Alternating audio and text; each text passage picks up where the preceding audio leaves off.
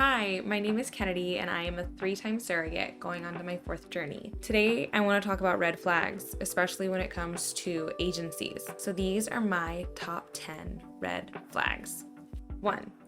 When the agency approaches me, huge red flag. When an agency approaches you, why are they approaching you? Why aren't surrogates going to them on their own? That would be my first question, and that's me speaking from experience, so that is one of my top 10 red flags.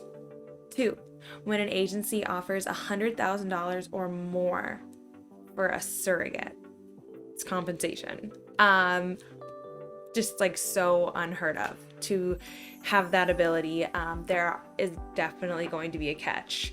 So you need to kind of either run or figure out what the catch is. 3, when an agency makes promises. No one can make promises in surrogacy. So when an agency starts to make promises, well, it's really not that promising then to probably continue on. It's kind of just setting up hopes, and a lot of the times that's just not, it doesn't pan out. It's not well. 4, when agencies do not allow the IPs and the surrogate after they have agreed to match, signed the documents to agree to match, not contracts, just when they're officially matched, they don't allow IPs and surrogates to talk. It is such an intimate journey that you need to be able to know that you guys are going to be able to communicate well and that you guys are actually connected, because you only get an hour to talk to each other, to be like, oh yeah, let me just meet this total stranger that I'm going to go on the most intimate journey of my life with, and we're just going to be best friends. That's really unrealistic. So if an agency doesn't let you talk before contracts, why aren't they letting you talk? It sounds really fishy and really sketchy. 5, when an agency asks a surrogate to use her own insurance when her own insurance doesn't cover surrogacy. There are a lot of mixed feelings on this. Me personally, that's a red flag. It can go wrong in so many different ways. A lot of the time, an insurance is going to say, if they don't cover surrogacy, it's going to say, oh, but covers pregnancy. Okay, great, it covers pregnancy. But if it comes to find out that it's for surrogacy, so many bad things can happen. So it's just not worth the risk. It's just not worth the risk for the surrogate and her family to then have to deal to clean up the mess, because that's who it would be on. It wouldn't be on anybody else. 6, when an agency wants to educate a surrogate on her concerns or what she's feeling uncomfortable about. If an agency ever says they want to educate you, it's just a more polite way of saying, we're going to tell you why you're wrong. Yeah, it's just a more polite way to kind of talk down to you, but also like get away with it. So I am an experienced surrogate and I don't feel like I need to be educated on what makes me feel uncomfortable. If I feel uncomfortable, it should be the end of the conversation. Or you should say something that's going to make me feel comforted, not talk in circles and walk around it. 7, guilt tripping. If an agency guilt trips you into anything, run. Just run. You should not be feeling guilt tripped into anything at all. You're doing this out of the kindness of your heart. So to make a surrogate feel guilty about anything in this process, that's just not right. That's just not okay. That doesn't sit well with me. 8, if an agency doesn't reply in a timely manner, that makes me concerned with, okay, how attentive are they actually going to be to my case, to my journey, to anything that might come down the line. If something drastic were to happen, would they actually be able to deal with it in a timely manner and hit it head on?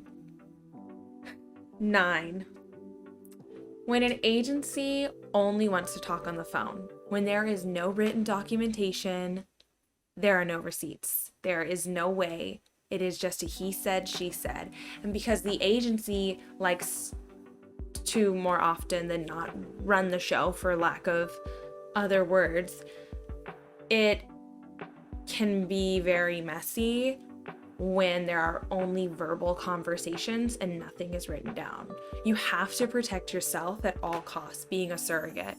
It's awful that we have to do that, but we have to. We have to. So make sure that everything that is talked about, that is agreed to, everything is written down before contracts, everything. If you have phone conversations, my best advice is to then ask, hey, can I get this in writing after this phone call? There you go. And finally, number 10, if an agency makes you feel anything other than supported, if they make you feel guilty, stupid, small, sorry, just any of those things. And what I mean by sorry is that you as a surrogate feel even more sorrow and awful for these IPs that they have to pay anything at all to have surrogacy be done. So in return, lessen your worth and your values and morals and everything like that. If an agency tries to diminish anything about your being, just run. It doesn't make sense. If that's in the beginning before contracts are signed, I don't want to know what's going to be after contracts and how everybody's going to be treated. So these are my top 10. These aren't everybody's top 10, but these are very important things to be cautious and wary about when it comes time to picking an agency, if that's the route that you're going to go. I've never gone independent. I have always gone with an agency.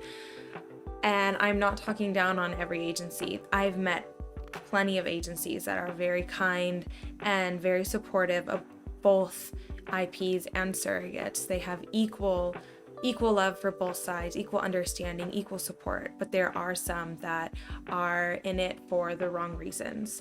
And you just have to be cautious as a surrogate and just know what it is that you're willing to compromise on, if you're not willing to compromise on things, and just know that no, that's not the right way to be treated. There are ways to treat human beings and surrogates, and being a surrogate, you are a human being, and we all deserve respect. I hope that this helps, and if you'd like more information, please feel free to come check out me and my mom's podcast. My mom was a surrogate 3 times as I was growing up, and now we have a surrogacy podcast based on all things surrogacy. It ranges from literally anything you can think of, from insurance to agencies to surrogate stories to children born out of surrogacy to intended parents, IVF, everything you can think of. So come and check us out at Stop.Sit.Surrogate, and we'll talk to you guys soon.